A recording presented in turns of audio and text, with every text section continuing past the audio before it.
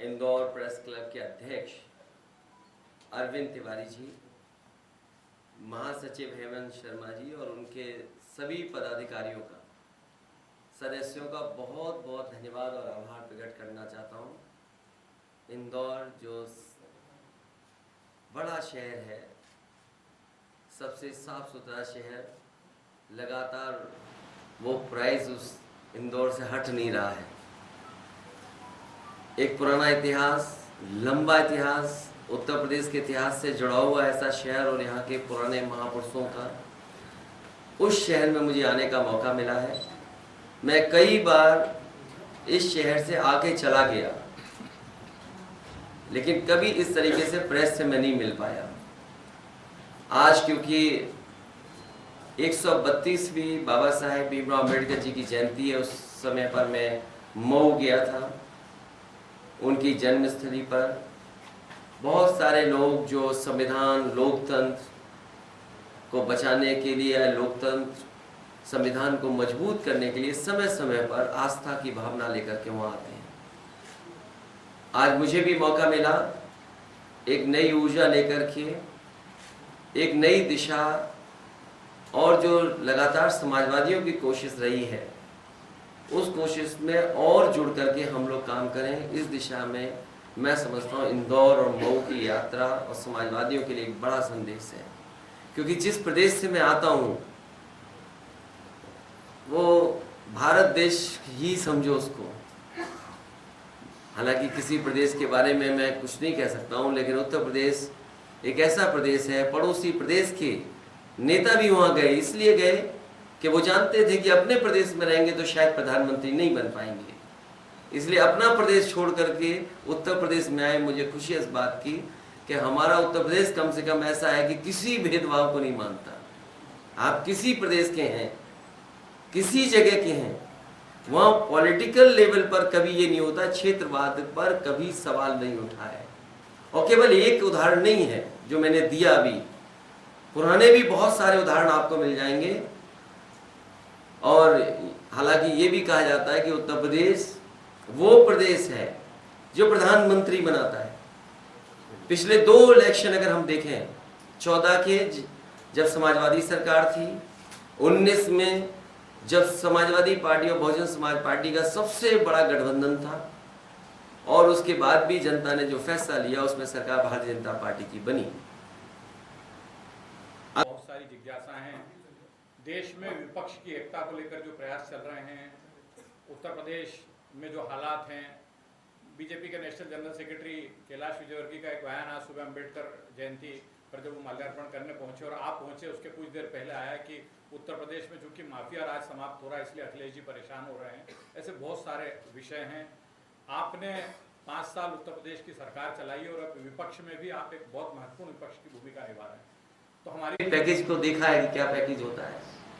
एक India today अखबार जिसने मेरे लिए बनी मुदी आंखें लिखा था, पैकेज का मामला हिसाब किताब हो गया, उसी ने कहा कि सबसे विकासशील मुख्यमंत्री कोई है तो ये है। ये बात तो मैं खोल के बोल रहा हूँ, ओपनली बोल रहा हूँ। तो दूसरा जो उन्होंने आपने पूछा, गठबंधन होगा, और मुझे उम्मीद है कि जिस तरीके से प्रयास चल रहा है देश के मुख्यमंत्री केसीआर साहब, मुख्यमंत्री ममता बनर्जी जी, मुख्यमंत्री नीतीश कुमार, हम लोग कोशिश कर रहे हैं कि कोई ना कोई ऐसा गठबंधन हो, फ्रंट हो, दल हो जो बीजेपी से मुकाबला करे। अखिलेश जी, मध्य प्रदेश में विधानसभा चुनाव नजदीक है। संयुक्त मोर्चे की बात होती है तो अभी क्लियर नहीं बोला है, और एक थर्ड फ्रंट की बात होती है तो हमेशा बात करती है। राहुल गांधी की भूमिका आप कहाँ देख रहे हैं? सक्षम नेतृत्व को देख रहे हैं उनके लिए? देखिए, कांग्रेस पार्टी को अपनी भूमिका खुद तय करनी है, और कांग्रेस पार्टी राष्ट्रीय पार्टी है। ये उन्हें अपॉर्चुनिटी मिली है कि जो क्षेत्रीय दल जहां मजबूत हैं उनके साथ खड़ी हो बीजेपी से मुकाबला के लिए। अब क्योंकि बड़ी पार्टी है तो हम उसको कोई सुझाव नहीं दे सकते हैं, जो हमारा पक्ष है वो हम केवल कह रहे हैं, बाकी भूमिका वो बेहतर तय करेंगे। उन्होंने पदयात्रा की तो हमसे तो नहीं पूछा ना। अजीत भाई, इसका इनकाउंटर हुआ है, उसको आपने फेक बताया है, तो अभी भी सपा जो है इस प्रकार के माफियाओं के साथ तो खड़ी नजर आती है, और अभी जो विपक्ष के अलायंस की भी कवायद चल रही है देश भर में, कई विपक्षी सारी पार्टियां जो है 2024 के लिए नामजद हो रही है, तो आपको उम्मीद है कि ये इस प्रकार का फ्रंट बन पाएगा कि जो भाजपा से लड़ सकेगा? देखिए, ये बात कहना कि सपा किसके साथ है, ये बात गलत है। सवाल ये कि हम लीडर ऑपोजिशन के साथ साथ सबसे बड़ी पार्टी है वहां पर। हम सवाल खड़े कर रहे हैं, और सवाल यूं ही नहीं खड़े कर रहे हैं, सवाल इसलिए खड़े कर रहे हैं क्योंकि हम 2-3 घटनाएं पीछे मुड़ करके देखें। आपसे बेहतर कौन जानेगा? महाकाल का जो दर्शन कर ले उसकी जान कैसे जाएगी, बताओ हमें आप।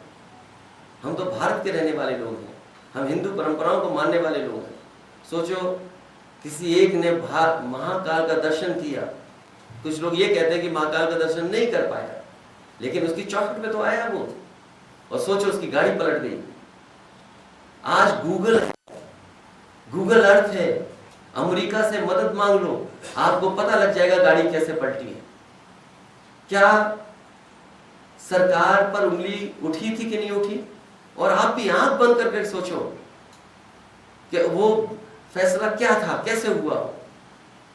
और केवल एक घटना नहीं, एक ब्राह्मण परिवार झोपड़ी में रहता था, जमीन उसकी थी, कई वर्षों से रहता था। प्रशासन के लोग आए, बुलडोजर चलाया, आग लग गई, झोपड़ी में जलने लगी, माँ बेटी जिंदा जल गई। बाप बेचारा देखता रहा, हम कैसे बचाएं। बेटा देखता रहा, हम कैसे बचाएं। और प्रशासन के लोग भाग गए, प्रशासन के लोगों ने जान ली। उसी जगह, उसी के बगल में इतना मारा एक मुख्यमंत्री जी के प्रजाति को, इतना मारा कि उसकी जान चली गई। हमने मांग की, वहां के सांसद बीजेपी के हैं, विधायक बीजेपी के हैं, उन्होंने मांग की कि प्रशासन ने गलत किया, लेकिन कोई सुनने वाला नहीं। हमने कहा कि इस परिवार की 1 करोड़ से मदद हो। उन्होंने 1 करोड़ से मदद नहीं की, कुछ मदद की, लेकिन चुपचाप काले धन से मदद की, सुनने में आ रहा। अभी बलिया में जो घटना हुई, एक व्यापारी सूदखोर था, सूदखोर से पैसा लिया था, और व्यापारी इतना परेशान किया, फेसबुक लाइव करके उसने जान दे दी। क्योंकि मुख्यमंत्री जी के भारतीय जनता पार्टी के करीबी लोग हैं, उनकी कोई चर्चा नहीं, उनका एनकाउंटर क्यों नहीं हो रहा? बलिया में अभी एक नौजवान को लाठियों से पीट करके मार दिया, कम उम्र नौजवान, पता नहीं कल क्या होता, नेता होता, क्या होता, लेकिन मार दिया उसको। क्या जो मारने वालों का एनकाउंटर क्यों नहीं हो रहा? ये तो 5-6 घटनाएं वो बता रहा हूं जो हाल की हैं। याद कीजिए, गोरखपुर में एक व्यापारी किया था, पुलिस ने मार के उसकी जान ले ली थी। तो मेरा सवाल यह है कि हम विपक्ष पार्टी हैं, हम किसी के साथ नहीं, किसी अपराधी के साथ नहीं है, लेकिन जात के नाम पर, धर्म के नाम पर सरकार भेदभाव क्यों कर रही है? अगर मुख्यमंत्री के स्वजाति लोग हैं तो उन्हें फूल से मारा जाएगा, फूल से छुआ जाएगा। ये बात मुझे नहीं बोलनी चाहिए, लेकिन मजबूरी में मैं ये बातें बोलनी पड़ रही। मैं तो सदन में कहा उनसे कि 10 माफियाओं की सूची दीजिए, 100 की सूची दीजिए, नहीं है। और हमारे तो मुख्यमंत्री ऐसे हैं जिन्होंने अपने केस वापस लिए। अगर सूची बनती माफियाओं की तो बताओ गोरखपुर का सबसे ऊपर नाम किसका होता? तो अब कहते हैं कि हम समाजवादी लोग अपराधियों के साथ हैं। हालांकि आप में से कोई बुरा न मानना, आजकल पैकेज का जमाना है। कभी कभी शोरूम में जाते हैं हम लोग, एक शर्ट के संग एक शर्ट फ्री मिल जाती है। आप सरकार का देखो, यूपी का मुझे पता है 2000 करोड़ का बजट है केवल चैनल को खबर दिखाने का, कि आपको खबर क्या दिखानी है।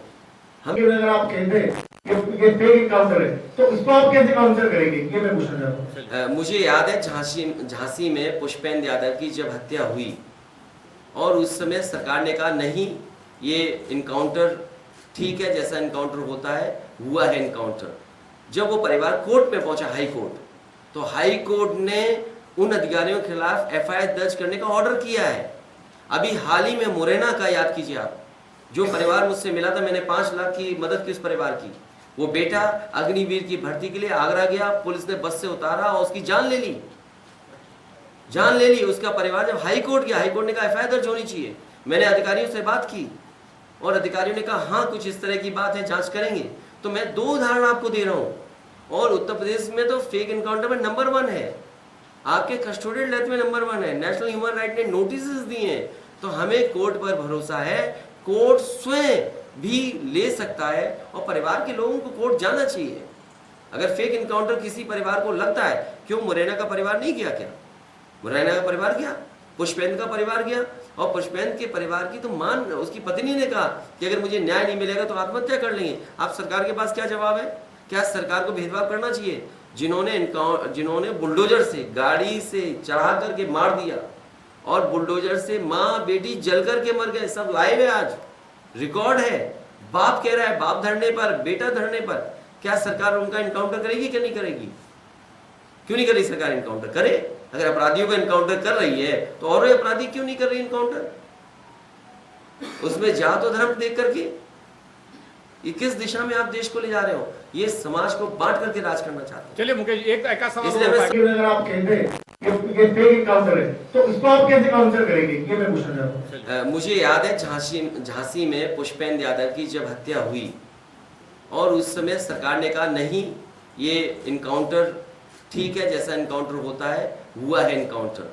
जब वो परिवार कोर्ट में पहुंचा, हाई कोर्ट, तो हाई कोर्ट ने उन अधिकारियों के खिलाफ एफआईआर दर्ज करने का ऑर्डर किया है। अभी हाल ही में मुरैना का याद कीजिए आप, जो परिवार मुझसे मिला था, मैंने 5 लाख की मदद की उस परिवार की। वो बेटा अग्निवीर की भर्ती के लिए आगरा गया, पुलिस ने बस से उतारा और उसकी जान ले ली। उसका परिवार जब हाई कोर्ट गया, हाई कोर्ट ने कहा एफआईआर दर्ज होनी चाहिए। मैंने अधिकारियों से बात की और अधिकारियों ने कहा हाँ कुछ इस तरह की बात है, जांच करेंगे। तो मैं 2 उदाहरण आपको दे रहा हूँ, और उत्तर प्रदेश में तो फेक इनकाउंटर में नंबर 1 है, आपके कस्टोडियल डेथ में नंबर 1 है। नेशनल ह्यूमन राइट ने नोटिस दिए हैं। तो हमें कोर्ट पर भरोसा है, कोर्ट स्वयं भी ले सकता है और परिवार के लोगों को कोर्ट जाना चाहिए। अगर फेक इनकाउंटर किसी परिवार को लगता है, क्यों मुरैना का परिवार नहीं गया? क्या मुरैना का परिवार गया, पुष्पेंद्र का परिवार गया, और पुष्पेंद्र के परिवार की तो उसकी पत्नी ने कहा कि अगर मुझे न्याय नहीं मिलेगा तो आत्महत्या कर लेंगे। आप सरकार के पास क्या जवाब है? क्या सरकार को भेदभाव करना चाहिए? जिन्होंने बुलडोजर से गाड़ी से चढ़ा करके मार दिया और बुलडोजर से माँ बेटी जल करके मर गए, सब लाइव है, आज रिकॉर्ड है। बाप कह रहा है, बाप धरने पर, बेटा धरने पर, क्या सरकार उनका इनकाउंटर करेगी क्या नहीं करेगी? क्यों नहीं कर रही सरकार इनकाउंटर? करे। अगर अपराधियों का इनकाउंटर कर रही है तो और अपराधी क्यों नहीं कर रही इनकाउंटर?